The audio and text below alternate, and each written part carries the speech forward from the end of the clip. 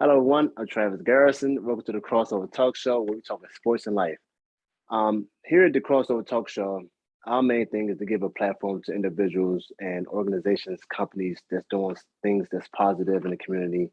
Those who would like to share with you all about their passion and things that they believe in regards to helping others in the community.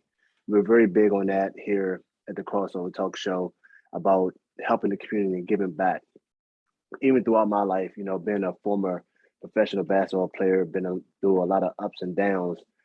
My purpose, my passion is to help others, young adults, help anybody, honestly, that's going through the journey throughout life, because we know that um, in this journey that we're going to be faced with a lot of adversity. And, when we go through adversity, the thing is sometimes it's tough to get through by ourselves.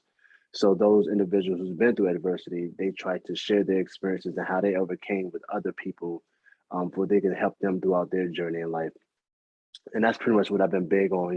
Even with my company Think First and the number of books that I've written, is to try to help other individuals throughout their journey in life, to try to help and provide information to them, whether I'm being completely transparent with some of my failures, a lot of my ups and downs, even if it's just to help them throughout their journey. And most recently, I've written a book called "The Crossover: A Bridge from a Court to Life," from the court to life.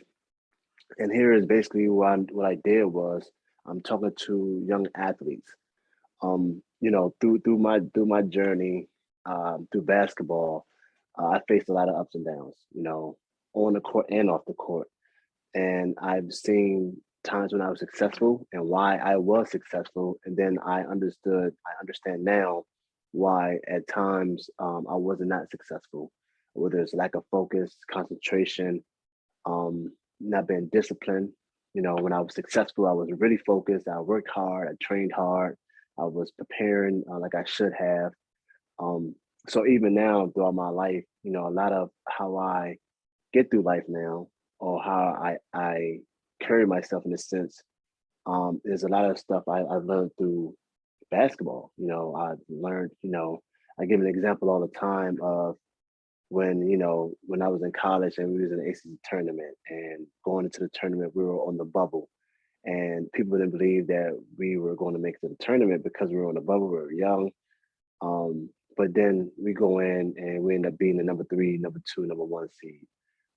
Particularly the game against NC State, which is the semifinals. We were down 20 at half, but we didn't give up.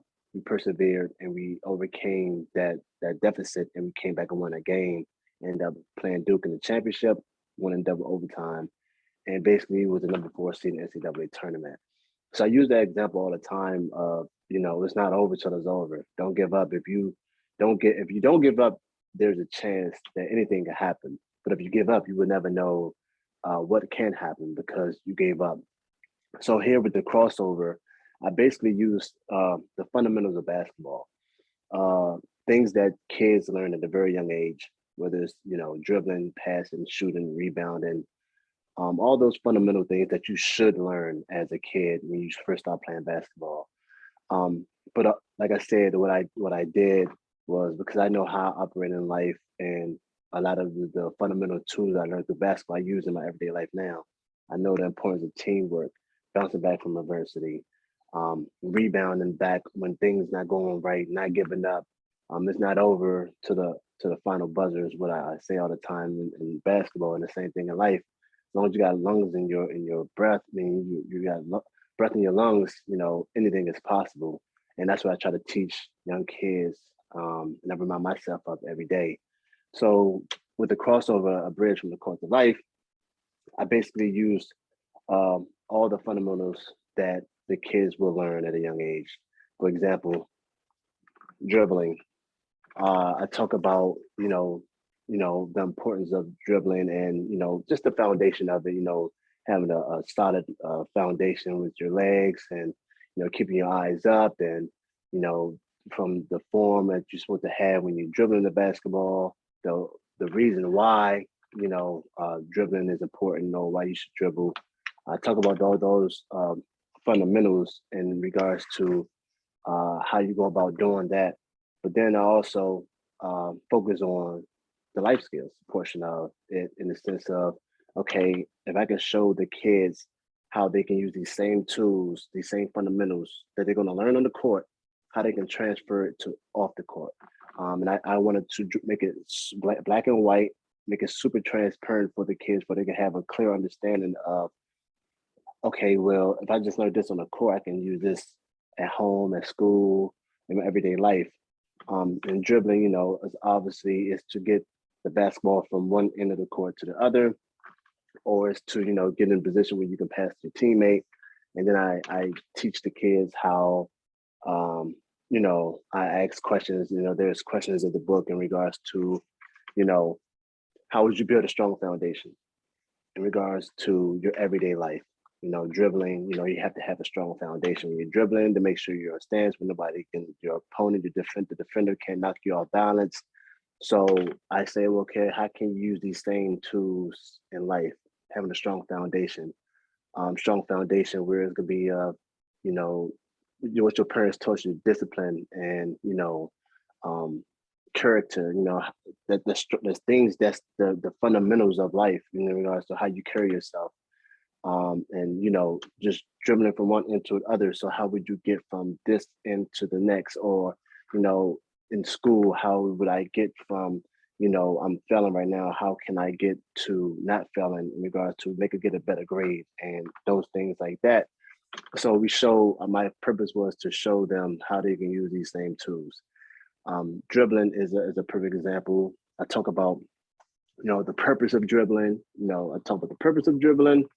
And then, I talk about dribbling failures in regards to, okay, when you don't have a strong foundation, or if you keep your eye down and you're looking at the basketball when you're dribbling, you can't see what's going on around you. You can't see if your teammate is wide open. You can't see if a defender is coming behind you, about to get the ball from you. So I talk about those things. And then I ask other questions, whereas, how can you regain control? Because when you're dribbling, you have to have control of the basketball. You have to control of yourself. When point guards are like a very good point guard, they can not look at the basketball at all and be able to control the court. See what the defender is, see what the offensive player is, see where they're at in the court. And they have to have control.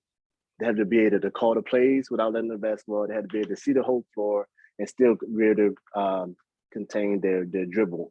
And I use those same things in life. How can you regain control when things don't go your way, or when things are not going how you expected? How can you regain control in your life, in your everyday life? How do you do that? And that's just, stay calm, be easy, because as point guards, you have to be calm. You run the show. So you have to regain your composure and basically get back control of things. When things are getting out of control, like, when a guy's dribbling the basketball, they get double teamed. Now you're in alert. Now you're trying to get rid of the basketball, but you have to maintain your dribble because you pick up the basketball, you get double teamed, and it's going to be hectic because they're going to be all over your face, and it's going to be hard to pass the ball at that point. So, but if you can maintain your dribble until you're ready to pass the ball or make a move, then things are a lot better. You're a lot more calm, and that's the main thing when you're dribbling the basketball, is being calm. So I talk about those things, and like I said, my main thing is to, talk about how you can be successful on the court, but also off the court as well. And I said, like, at the end of each chapter or throughout the chapter, we're asking questions for the athlete can basically check themselves or think about what they just read. That's the main thing, is not just to read something, but we wanted to also have them thinking throughout that chapter. And the next chapter, for example, is shooting. Here, I talk about the same thing, the foundation of shooting, all the things that these kids gonna learn at a very young age. The arc and the form and the bending of your knees. And when I was first taught how to shoot a basketball, my oldest brother, great shooter, he's a left-hander, but he used to teach me that. And throughout my whole life, I've been a very good shooter. As I progressed throughout my career. But I've learned the technique of shooting to a point where a defender could have their hand in my face, and as long as I could see the basket or I seen the basket, I know the measurements, I know the angle, I know how I have to shoot the ball. We talk about all those things, the arc and pointing your finger inside the rim, all those different things, and that's what I talk about here in this book in regards to shooting. The form, the correct form you're supposed to have. Shooting is not easy, especially if you're just learning how to play basketball. It's not easy at all. There's a lot of dynamics that goes along with that, but I talk about everything in regards to that. Your foundation of your legs, the arc of your hand, where the ball is at in your palm, all type of things. And the same thing here, we also talk about, we ask questions throughout there. The strong foundation, how would you build a strong foundation in regards to shooting? And then the same thing in your everyday life. But also when it comes to shooting, the importance of it, the importance of shooting on the basketball court is that you want to obviously score. You want to get the basket and you want to be able to score, because that's the whole point of basketball, is to the team who has the highest point, they win the game. But when you're shooting, you have to have that confidence. For me, for example, as I grew within my career, I've learned that the more shots I take, the better my chances. But at the same time, you have to have confidence within your shot when you take your shot. But if you're not practicing, if you're not, I used to after practice, I would go and I would make 300, 400 shots. I would make 300, 400 shots. But I probably would shoot. Well, I got better, but I probably would shoot maybe 400, 500 shots to make 300 to 400 shots. For example, my percentage probably was higher than that. But I'm saying that to say is you have to practice. And it's not easy. To become a great shooter, you have to practice. And sometimes it could be frustrating because you're learning. And if you're not a great shooter, you have to learn how to shoot. You have to learn your form. It's difficult, but it's possible. And I've learned that throughout my playing career is that I've learned and I've noticed that when I did practice, when I did train and shoot multiple shots and made more shots the day before games, I went to the game, I was super confident. It was times that I went in there when I shot the shot, I could just turn my head because I know I was going to make it because I had that much confidence in it. Because the night before, I put up so many shots and I made so many shots on all parts of the floor that I knew I was going to take my shots, that I knew I was going to make it. And if I didn't make it, I was shocked. That's because I trained that way. But there's also been times where I didn't train and I didn't work on my shot, or I got multiple shots up throughout the week or the night before the game. And so there's times when I went in the game and I wasn't confident in my shot. So now I'm hesitating. Now I'm thinking. And that's the worst thing you could do as a player, is think too much before you take a shot, because now you don't know. You're uncertain. So now you take that shot, you're not confident in taking that shot, and you miss the shot, or you just don't know. It's like a prayer. I'm throw it up here. I hope it go in. I hope it go in. Whereas if you practice all week, you got multiple shots up through. Like, for example, Steph Curry. He makes, I think, 500 shots or 500 threes a night. So that's why a lot of times when you guys see him shooting, he turns his back and he's running the other end, because he has that much confidence in it. Because he said, I just shot this shot 500 times the night before. So he has that much confidence in his shot. And he can run away and turn away and it's going in. Or, he's a great shooter. People are like, because he practiced that. He has that much confidence because he practiced that. But like I said, there's been times when I didn't practice and I was, oh man, I hope I make a shot. Or I don't take a shot. Now I'm hesitant. Now people on the floor, defenders, the fans, they see that. Nervous. You're scared. You're not certain. Same thing in life. I tell kids all the time is, okay, if you have a game on Friday, what are you doing throughout the week? What does the coach have you doing? You're practicing almost every day for that game on Friday. And then if you want to be a great player, what you're doing is, after practice, you're working out again, because you want to be great and you want to work on your own game and you want to work on things. So now when it comes time for that game on Friday, you walk into the game and you're super confident. You're super confident. Now you're taking shots and you're like, I know I'm going to make it, because I just practiced and worked my butt off the whole week preparing for that. Same thing, for example, if you have a test on Friday and you go in and you've been practicing, you've been putting 2-3 hours in every night. It's not easy. Nobody wants to do it. I never wanted to do it. But you go in and you're studying and you're working your butt off and you're preparing for that test on Friday. You're going to go in and you say, you know what? I know I'm passing the test. I know everything on here. I studied my butt off.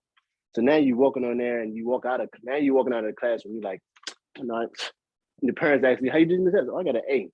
Well, I know I passed it. Why? Because you practiced and you took that shot all week. But you didn't train or you didn't study, now you're going in there guessing. I've done it multiple times. I went in there and I was any, mini, money, mode. I'm guessing because I didn't practice, I didn't study. So now you're guessing, now you're not confident. How did the test go? I hope, I pray I pass. I hope I pass. And that's just, like I said, taking your shot, going after opportunities. People always say, like in basketball, if you don't take your shot, you don't know if you're going to make it or not because you didn't take the shot.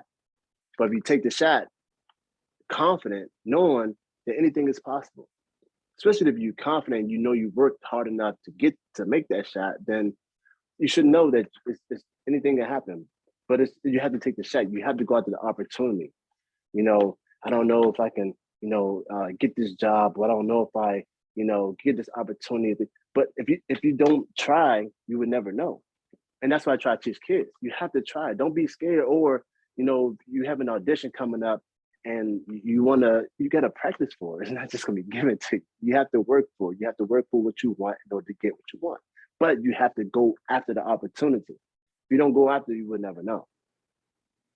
So that's some of the things that I talk about in this book is, especially with shooting, that's one of the things is going after opportunities. Don't be scared.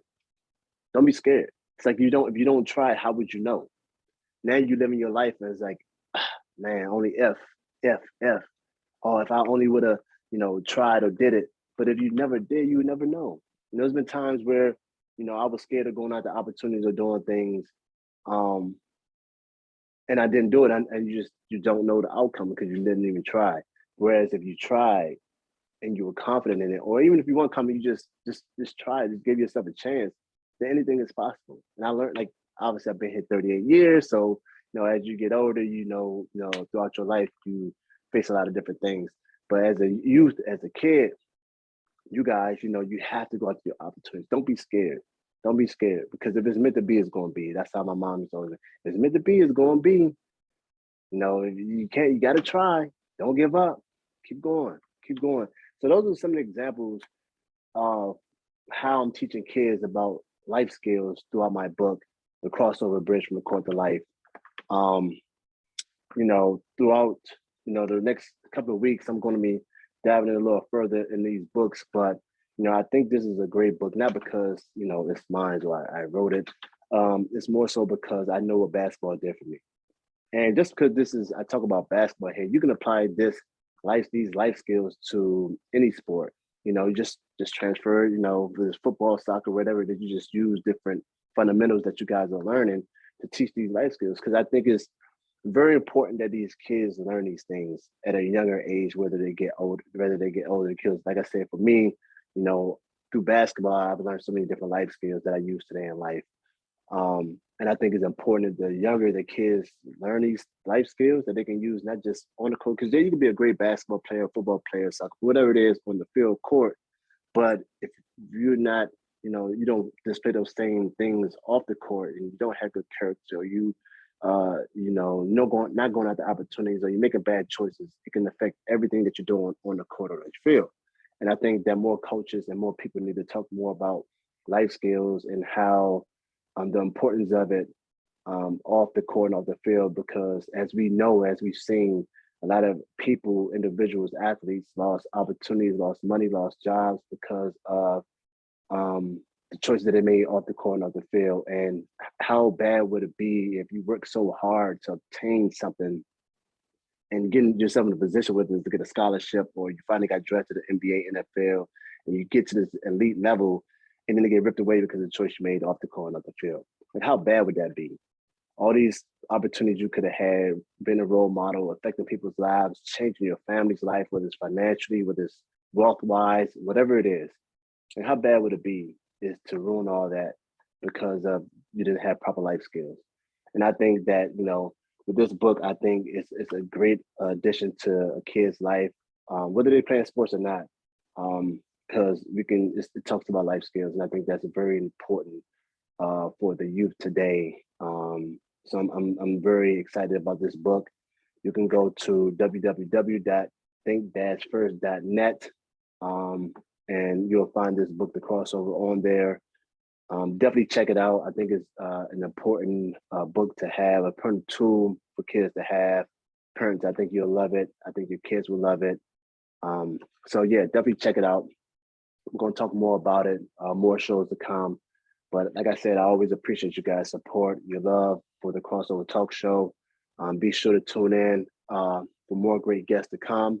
Also, if you're a student athlete or you know a student athlete that you think we need to highlight or spotlight on the show, definitely tune in. Also, if you want to be a guest on the show, go to www.thecrossovertalkshow.com. I appreciate you guys. And always remember to think first. Don't think about how your actions can affect now, but think about how it can affect everything and everyone around you. Appreciate you guys here. Travis Garrison, the Crossover Talk Show, where we talk sports and life.